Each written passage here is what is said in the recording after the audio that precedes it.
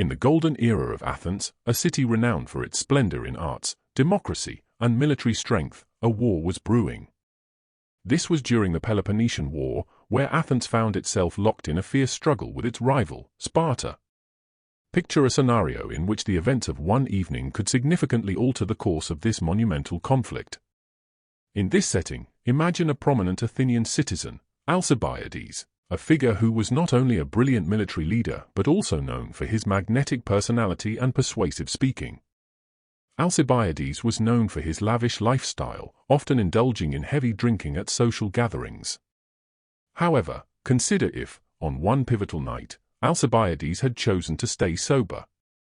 This might seem a small detail, but given Alcibiades' influential role, such a decision could have dramatically changed the trajectory of the Peloponnesian War. This alternate scenario of Alcibiades remaining sober on a significant evening invites us to consider how his clear-headedness might have reshaped the conflict between Athens and Sparta, underscoring the profound impact of personal choices in the tapestry of history. This reflection on what might have been comes against the backdrop of the Peloponnesian War's monumental scale and significance. Lasting for 27 years, from 431 to 404 BC, the war stands as a defining chapter in ancient Greek history. This conflict followed the Persian Wars, a series of confrontations where Greek city-states united against the Persian Empire. The Persian Wars, marked by pivotal battles such as Marathon, Salamis, Plataea, and the legendary stand of the 300 at Thermopylae, highlighted Greek resilience and emerging unity against a formidable foe. These triumphs not only secured Greek independence but also catalyzed a nascent sense of Greek identity, and set the stage for Athens to rise as a major power. After the Persian Wars, Athens gained prominence and led the Delian League, initially formed as a defensive alliance against Persian aggression. The Delian League, under Athenian control, gradually transformed into something resembling an Athenian empire, further straining relations with Sparta.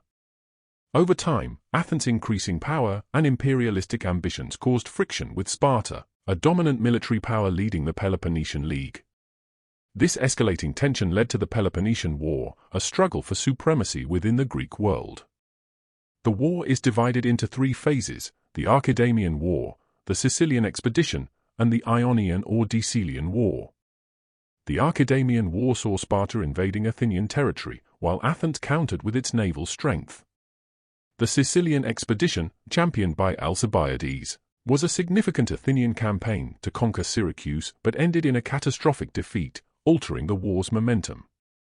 In the final phase, Sparta, with Persian financial backing, challenged and eventually broke Athenian naval dominance, culminating in Athens' surrender. Important figures of this era, not directly involved in the war's battles, include Thucydides and Socrates.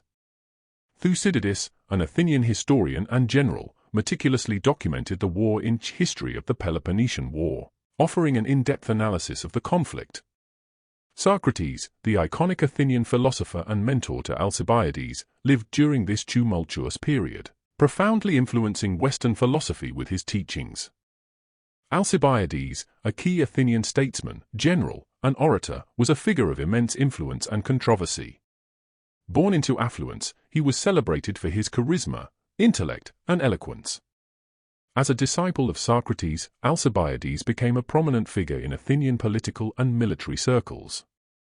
His impact stemmed from brilliant military strategies, effective diplomacy, and magnetic leadership. Alcibiades played pivotal roles in battles like Potidæa and was crucial in forming the Argive alliance, demonstrating his skill in complex political maneuvers. Known for his extravagant and flamboyant lifestyle, he organized lavish events and was involved in notorious incidents, adding to his controversial reputation. During the Peloponnesian War, Alcibiades vigorously promoted the Sicilian Expedition to expand Athenian influence. The Sicilian Expedition, a significant event in the Peloponnesian War, was an ambitious military operation initiated by Athens between 415 and 413 BC. Its primary goal was the conquest of Syracuse, a key ally of Sparta located on the strategically vital island of Sicily.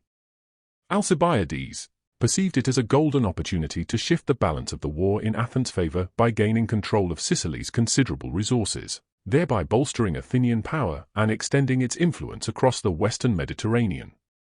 His involvement in the Sicilian expedition encompassed both military strategy and political intrigue. As a skilled military strategist, he planned to establish a substantial Athenian presence in Sicily, hoping to use this as a foundation for regional dominance. However, his ambitions were dramatically interrupted by a scandal in Athens, the Hermaic sacrilege. The Hermae, significant religious and cultural icons in Athenian society, were stone pillars typically depicting the head of Hermes, the Greek god of travel and boundaries, and featured prominently in public and private spaces for protection and fertility rites. These pillars were desecrated, their phallic symbols mutilated, in an act of widespread vandalism that sent shockwaves through Athens. The desecration of these symbols, integral to Athenian religious and cultural identity, was seen as a grave affront to both the gods and the state. The timing of this sacrilege, coinciding with the eve of the Sicilian expedition's departure, and Alcibiades' well-known propensity for irreverence, cast him as a prime suspect. Suspicions were further fueled by a symposium hosted by Alcibiades, infamous for his extravagant lifestyle and engagement in the city's elite, often scandal-prone social circles. His association with the Socratic circles, viewed with a degree of suspicion by more conservative Athenian factions, added to the mounting controversy. Despite Alcibiades' insistence on a prompt trial to establish his innocence, the Athenian assembly chose to delay judicial proceedings and proceed with the Sicilian expedition. Nevertheless, once the Athenian fleet arrived in Sicily, Alcibiades was recalled to Athens to face charges. Anticipating an unfair trial and harsh penalties, he defected to Sparta, where he provided strategic advice against his native city. Alcibiades' defection marked a turning point in the Sicilian expedition. Without his leadership and strategic guidance, the campaign suffered from poor management and lack of decisive action. This mismanagement culminated in the disastrous defeat of the Athenian forces at Syracuse, drastically altering the course of the Peloponnesian War.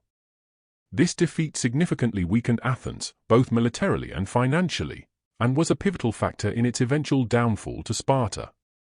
In an alternate history where Alcibiades remained sober on the fateful night of the Hermaic statue vandalism and thus avoided accusation, the course of the Peloponnesian War could have unfolded drastically differently.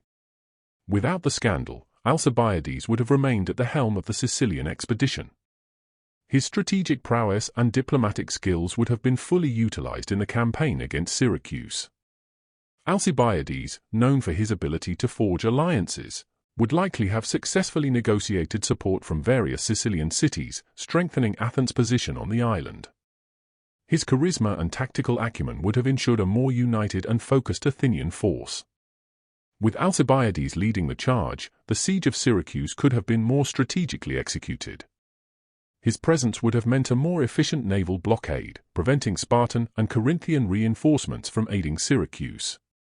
The continuous pressure, coupled with Alcibiades' innovative military tactics, might have led to the eventual fall of Syracuse, a significant blow to Sparta's influence and a major victory for Athens.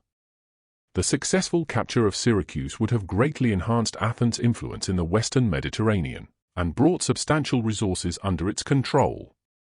Without Alcibiades defecting to their side, Sparta would have lacked critical insights into Athenian strategy. Additionally, the Persians, observing a strong and victorious Athens, might have been less inclined to offer financial support to Sparta.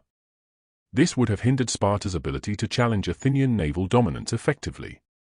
Athens, with its naval supremacy further solidified, would have continued to exert pressure on Spartan allies and control key sea lanes. This dominance at sea would have been a decisive factor in maintaining Athenian power and influence across the Aegean and beyond. Faced with a stronger and more resilient Athens, Sparta might have been compelled to seek a negotiated peace earlier.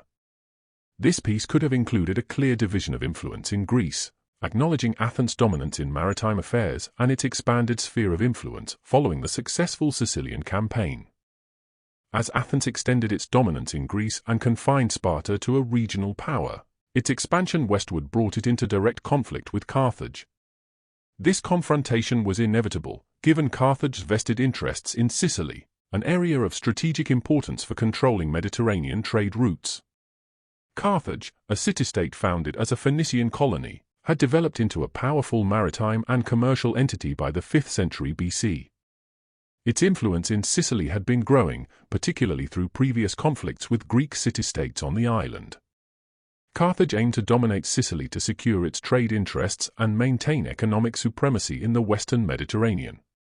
The Athenian foray into Sicily posed a direct challenge to these ambitions. Comparing Athens and Carthage during this period requires an examination of their political, economic, and military aspects. Politically, Athens was a democracy with citizen participation in decision-making, while Carthage was an oligarchy controlled by influential merchant families. Economically, both were maritime powers, but their focuses differed. Athens' economy was bolstered by its naval dominance and contributions from the Delian League, while Carthage thrived on its extensive trade network and commercial activities. Militarily, Athens' navy was its greatest strength. Historians estimate that at its peak, the Athenian navy could have boasted around 300 triremes. These ships were manned by citizens and metics, irresident foreigners, making the navy a vital aspect of Athenian military and economic power. On land, Athens could field a substantial army, predominantly comprised of its citizens, though precise numbers are difficult to ascertain. Estimates suggest that at various points, Athens could mobilize tens of thousands of hoplites, heavy infantry soldiers. Carthage, on the other hand, had a formidable navy, essential for protecting its commercial interests. While exact numbers are unknown, Carthaginian naval power was significant enough to pose a serious challenge to other Mediterranean powers. Carthage's land forces were unique, relying heavily on mercenaries from different regions, alongside a core of Carthaginian citizens. This reliance on mercenaries was both a strength and a vulnerability, as it provided diverse military capabilities but also introduced challenges in loyalty and cohesion. In summary, the Athenian challenge to Carthage in Sicily was not just a territorial dispute, but a clash of two distinct civilizations with differing political structures, economic foundations, and military strategies. In conclusion, this alternate scenario of Athenian dominance, following Alcibiades' continued leadership in the Sicilian Expedition, opens up a fascinating chapter in ancient history. As we envisage Athens successfully expanding its influence into Sicily and coming into direct conflict with Carthage, we set the stage for a detailed exploration of this monumental clash in our next discussion. This hypothetical Athenian empire, burgeoning in the western Mediterranean, would not only redefine regional power dynamics but also have far-reaching implications back in Greece. Athens' expansion and potential confrontations with Carthage would prompt responses from other Greek city-states, notably Sparta. Despite being contained as a regional power, Sparta's reaction to an expanding Athenian empire would be crucial, potentially leading to new alliances or conflicts within Greece. Furthermore, this scenario might accelerate or alter the trajectory of other emerging powers, such as Macedon, which historically rose to prominence under Philip II and Alexander the Great approximately a century later, around the late 4th century BC. The ripple effects of this alternate Athenian expansion would be vast, influencing political, economic, and military strategies across the Mediterranean. As we delve deeper into this hypothetical history in our next video, we will uncover the nuances of this emerging Athenian empire and its interactions with regional powers, setting a rich backdrop for understanding the complex tapestry of ancient Mediterranean politics.